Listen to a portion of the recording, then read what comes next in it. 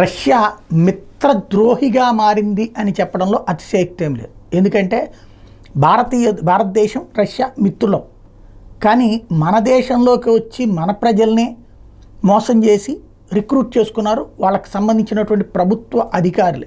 ఎలాగా సైనిక సహాయకులు అన్నటువంటి పేరుతో సైన్యానికి ఇచ్చే జీతాల్లో పావు వంతు మాత్రమే సైనిక సహాయకులు, కానీ మన వాళ్ళకి డాలర్లో డబ్బులు వస్తున్నాయి.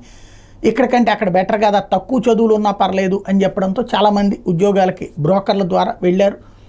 ఆ బ్రోకర్లకి డబ్బులు సమర్పించుకున్నారు. అక్కడికి వెళ్ళాక తేలిందేంటి, సైన్యంలోనే పనిచేయడం, పేరుకి సైనిక సహాయకులు అంటే జీతం తక్కువ ఇచ్చి డైరెక్ట్గా సైన్యం.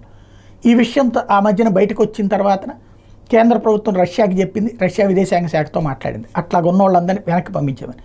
అప్పటికి అలా వెళ్ళి చిక్కుబడిపోయిన వాళ్ళని వెనక్కి పంపించారు, కానీ ఆల్రెడీ సైన్యంలో చేరిన వాళ్ళని మాత్రం పంపించలేదు. ఎందుకంటే కాంట్రాక్ట్ ఉంది అని ఆపేసింది.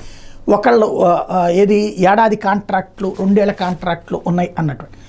ఇప్పుడు అలాంటి వాళ్ళు మొన్న 2 చనిపోతే సైన్యంలో, ఇప్పుడు తాజాగా మరొక సైనికుడు చనిపోయాడు.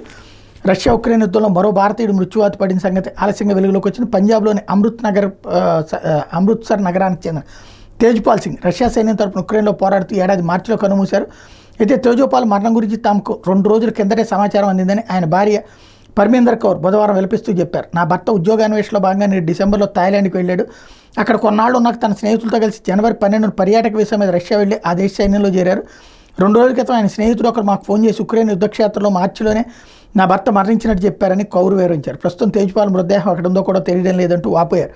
అంత్యక్రియల కోసం ఆయన మృతదేహాన్ని అప్పగించాలని రష్యా సైన్యానికి ఈమెయిల్ ద్వారా విన్నవించామని పేర్కొన్నారు. తేజ్పాల్ మరణంతో ఇప్పటిదాకా రష్యా ఉక్రెయిన్ యుద్ధంలో పోరాడుతూ మృత్యువాత పడ్డ భారతీయుల సంఖ్య 4కి పెరిగినట్టయింది.